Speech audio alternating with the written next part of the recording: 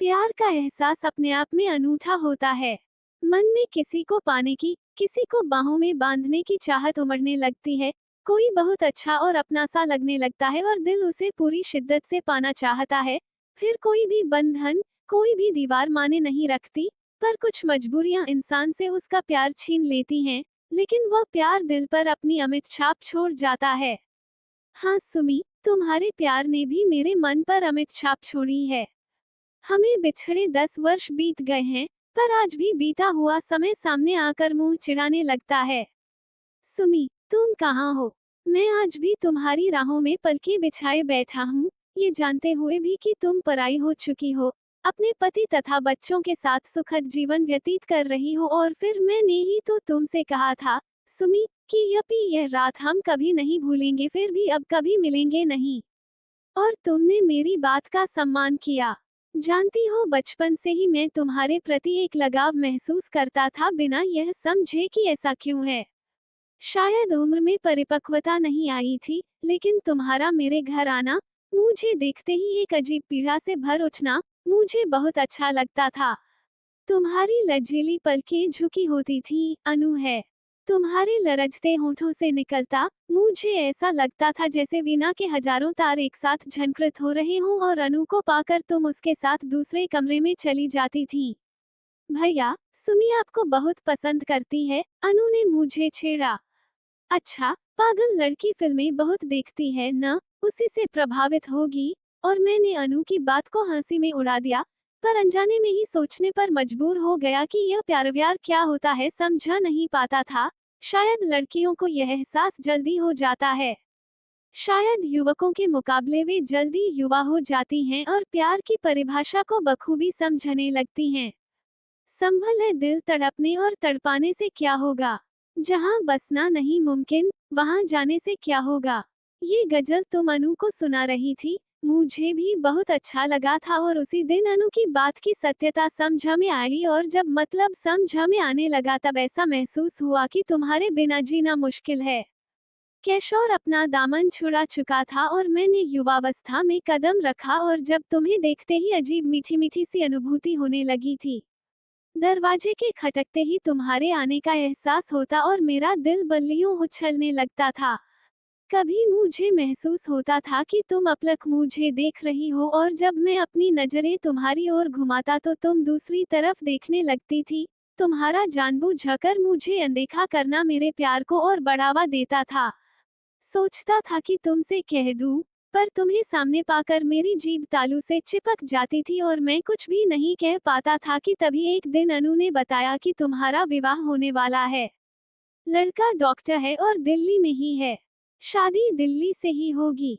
मैं आसमान से जमीन पर आ गिरा। यह क्या हुआ? प्यार शुरू होने से पहले ही खत्म हो गया? ऐसा कैसे हो सकता है? क्या आरंभ और अंत भी कभी एक साथ हो सकते हैं? हाँ शायद, क्योंकि मेरे साथ तो ऐसा ही हो रहा था। मेरा मेडिकल का 3rd ईयर था, डॉक्टर बनने में 2 वर्ष शेष थे। कैसे तुम्हें अपने घर में बसाने की तुम्हारी तमन्ना पूरी करूंगा? अप्रत्यक्ष रूप से ही तुमने मेरे घर में बसने की इच्छा जाहिर कर दी थी। मैं विवश हो गया था। दिसंबर के महीने में कड़ाके की ठंड पड़ रही थी। इसी माह तुम्हारा ब्याह होने वाला था। मेरी रातों की नींद और दिन का चैन दोनों ही जुदा हो चले थे। तुम चली जाओगी यह सोचते ही हृदय चीत्कार करने लगता था। ऐसी ही एक कड़कड़ाती ठंड की रात को कोहरा घना हो रहा था। मैं अपने कमरे से तुम्हारे घर की ओर टकटकी लगाए देख रहा था। आंसू थे कि पलकों तक आकर लौट रहे थे। मैंने अपना मन बहुत कड़ा किया हुआ था कि तभी एक आहट सुनाई दी। पलटकर देखा तो सामने तुम थी, खुद को शॉल में सिर से लपेटे हुए। मैं तड़प कर उठा और तुम्हें अपनी बाहों में भर लिया। तुम्हारी आवाज कँपकँपा रही थी। मैंने आपको बहुत प्यार किया, बचपन से ही आपके सपने देखे, लेकिन अब मैं दूर जा रही हूँ। आपसे बहुत दूर, हमेशा हमेशा के लिए। आखिरी बार आपसे मिलने आई हूँ, कहकर तुम मेरे सीने से लगी हुई थी। सुमी, कुछ मत कहो। मुझे इस प्यार को महसूस करने दो, मैंने कांपते स्वर में कहा। नहीं, आज मैं अपने आप को समर्पित करने आई हूँ। मैं खुद को आपके चरणों में अर्पित करने आई हूँ, क्योंकि मेरे आराध्य तो आप ही हैं। अपने प्यार के इस प्रथम पुष्प को मैं आपको ही अर्पित करना चाहती हूँ, मेरे दोस्त, इसे स्वीकार करो। तुम्हारी आवाज भीगी भीगी सी थी। मैंने अपनी बाहों का बंधन और मजबूत कर लिया। बहुत देर तक हम एक दूसरे से लिपटे यूं ही खड़े रहे। चांदनी बरस रही थी और हम शबनमी बारिश में न जाने कब तक भीगते रहे कि तभी मैं एक झटके से अलग हो गया। तुम कामना भरी दृष्टि से मुझे देख रही थी, मानो कोई अभिसार की आशा से आई हो। नहीं नहीं सुमी, ये गलत है। मेरा तुम पर कोई हक नहीं है। तुम्हारे तनमन पर अब केवल तुम्हारे पति का अधिकार है। तुम्हारी पवित्रता में कोई दाग लगे यह मैं बर्दाश्त नहीं कर सकता हूँ। हम आत्मिक रूप से एक दूसरे को समर्पित हैं, जो शारीरिक समर्पण से ज्यादा महत्वपूर्ण है। तुम मुझे, मैं तुम्हें समर्पित हूँ। हम जीवन में कहीं भी रहें इस रात को कभी नहीं भूलेंगे। चलो, तुम्हें घर तक छोड़ दूं, किसी ने देख लिया तो बड़ी बदनामी होगी। तुम कातर दृष्टि से मुझे देख रही थी। तुम्हारे वस्त्र अस्त व्यस्त हो रहे थे, शॉल जमीन पर गिरा हुआ था। तुम मेरे कंधों से लगी बिलख बिलख कर रो रही थी। चलो सुमी, रात गहरा रही है और मैंने तुम्हारे होठों को चूम लिया। तुम्हें शॉल में लपेट कर नीचे लाया। तुम अमृता बनी मुझ से लिपटी हुई चल रही थी।